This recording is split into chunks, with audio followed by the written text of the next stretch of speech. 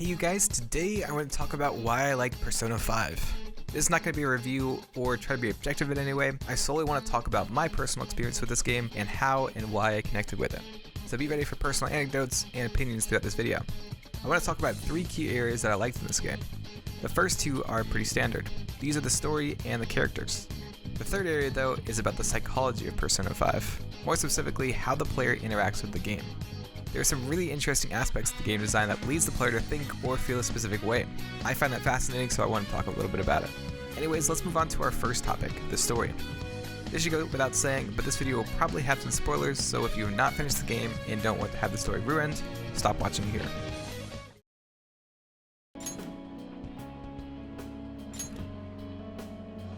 The entirety of the story in Persona 5 was fantastic. It is very hard to keep a player's attention through such a long game, but I personally never felt like the story dragged or stayed still for too long. I almost feel like there wasn't enough time at times, and I'm really excited for Royal to fill it out even more.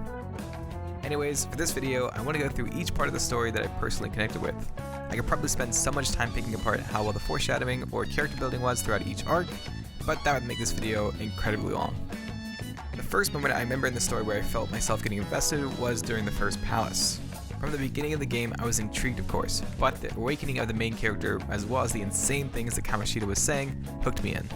The way Kamoshida talked about how he could do whatever he wanted with the girls in the school just because of his status was just disgusting. The feeling of injustice and anger at the beginning, where it felt like you couldn't do anything, really resonated with me a lot. The place that I'm at right now actually has some similar things going on. I don't really want to oust anybody, but a lot of stuff was done and swept under the rug so that no one's image would be hurt, and I think that's a big reason why I got invested in this game so quickly, because I just got into the school when I started playing this game, and so there was a lot of parallels that were happening at the same time, and I was like, oh wow, I can relate to this. This sucks. But anyways, let's move back to Persona 5. Kamoshida's arrogance was so annoying, it pissed me off. The other palaces were kind of different, since the people you were fighting were a little more covert besides the mob guy of course. People like Madarame or even Chiyo were removed from you, so you aren't interacting with them as much as you were with Kamoshida. Madarame's arc really resonated with me as well. The idea that this seemingly nice, charismatic man was stealing the work of kids he was supposed to be helping and nurturing is just so scummy. Whenever I would see people in some of my previous jobs, or even seeing people on YouTube rip off someone's hard work and take the credit for it, it makes me incredibly frustrated. Especially the way Madarame does it. He makes these kids feel like they owe him, which is just so manipulative. I know so many people who have worked so hard just to have someone else profit off of it, and it is one of the worst feelings ever. I think having these moments in the early parts of the game where I could relate so well with what was happening is a big reason why I got hooked on Persona 5. The last palace that really resonated with me was Futaba's. It hit close to home not because I've experienced this, but because I could actually see myself in her mother. It is so hard for me to slow down and just relax and be with people. Hell, I'm writing this script on Christmas. Oh my god, I was writing the script on Christmas Eve and I'm just now getting to it. But I was writing it a couple hours before I see some family because I want to be as productive as possible with my free time. Wow, that's crazy. I'm reading this like I just finished the rest of this script the week before Persona 5 Royal, so March 25th. Oh man. This took forever to put together. Anyways, to see the other side of being with a workaholic and seeing how it could affect those around me was really tough actually. Anyways, let's move on. I think the reason why Persona 5 is so popular is because so many people have had an experience that could relate to so many different stories in this game. It could be a party member that someone relates to, or an experience similar to one of the shadows, and people will relate to these scenes differently. Going through the game and seeing these characters grow and deal with all these awful things that happen to them was really encouraging, especially the moments towards the end where all of your friends are down and ready to give up.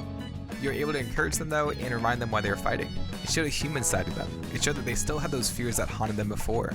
The only difference now is that they had the courage to stand up and fight.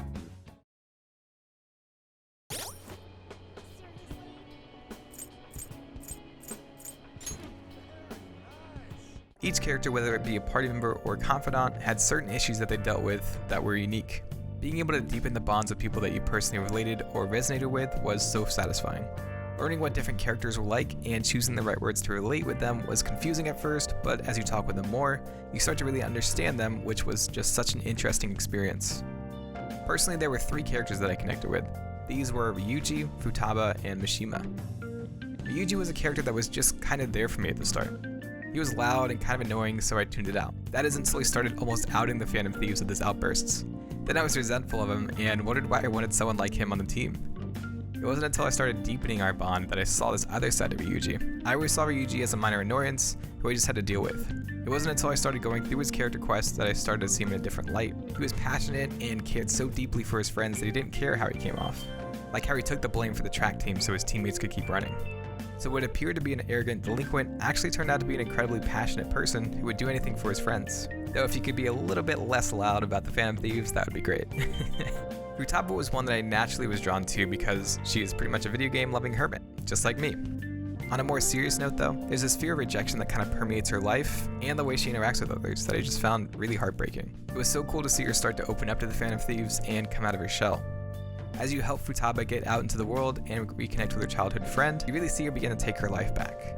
Seeing her become happy again and become friends with everyone was so wholesome.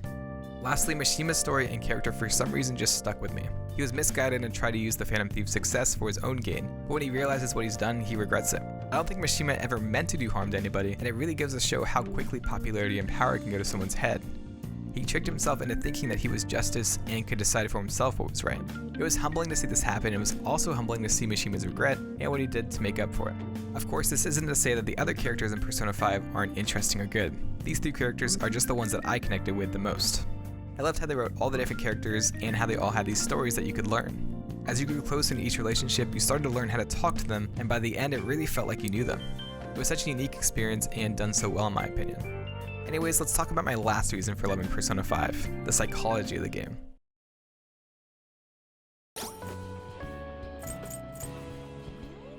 I recently played the beginning of this game again, and everything was so clear when it had been so confusing before. It was cool to see all the things I understood the second go around that completely flew over my head. Like how Joker first traveled into mementos, or knowing all the mysterious voices at the very beginning of the game. That was extremely disorienting at first, but going back and playing it was actually really cool. I know the new kid in a new place trope is pretty cliche at this point, but Persona 5 pulled it off really well. I still remember just utter confusion the first time I was trying to get to school. All the subway areas looked the same, and I just happened to guess right and end up at school in the end. Small things like that where you and the character are in the same boat was done really well. I also loved how they created the character interactions in this game. I think I already mentioned this, but it really felt like you were growing and becoming friends with the other Phantom Thieves. You learned their mannerisms and how they talked, and it really felt like you were getting to know them. Anyways, let's move on. The mysterious Antagonist was also handled really well in this game. When Morgana is first introduced to you, they are the only source of information on the metaverse, so naturally you listen to what he has to say.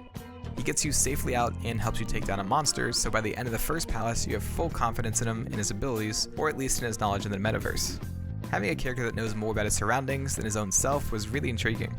When you learn of this other person dressed all in black who was taking out people in the metaverse, followed by Morgana's dream of a shadowy version of himself, you start to get a little more than suspicious. It was really interesting to go so quickly from trusting this partner to being wary of him. I don't know if other people thought this, but another character I started to suspect was Joker. There was never any evidence for it, other than the dark attire, but when Adachi appeared all dressed in white, I became even more suspicious of Joker. Anyways, I loved how this mysterious killer's identity was handled. It was perfect in my opinion. The last thing I loved was the sequence after stealing Shido's heart. It was so satisfying to get through a tough battle and see the immediate effect of stealing that person's heart. Seeing justice being served for these horrible people felt really good, and the public outcry made me proud of the fact that I drew back the curtain on evil. That's why it was so jarring when Shido confessed to the public and there was hardly any reaction. It was one of the most surreal and bizarre things I've ever experienced. That feeling of pride I had come to expect was missing, and in its place was just confusion. I wasn't sure what to do, and it was frustrating to see apathy from the masses that used to cheer me on. As I dove down through mementos, I was met by people who didn't care about justice and just wanted to be told what to do and what to feel. The whole ending of the game just had a completely different feeling from the rest of the game, which was fascinating. Anyways, I could go on and on about this game, but I think I made the points I wanted to. With Persona 5 The Royale coming out in a couple days, I am sure I will find even more things to love about this game, and I cannot wait for the global release of Persona 5 Scramble. That game looks fantastic, and I cannot wait to experience more things with the Phantom Thieves. Anyways, Persona 5 Royale is coming out soon. I plan to do some breakdowns on combat, as well as try to show off the smaller details in this game. So if you enjoyed Persona 5, be sure to subscribe. Most of my content on YouTube is breakdowns on combat of action RPGs such as Kingdom Hearts and the Final Fantasy VII Remake. I'll have some playlists on screen that you can check out. I'll also be streaming the release of Persona 5 The Royale over on Twitch, so if you want to experience the new content with me, be sure to follow the link in the description below and follow me over there. Subscribe or share this, and I will see you in the next video.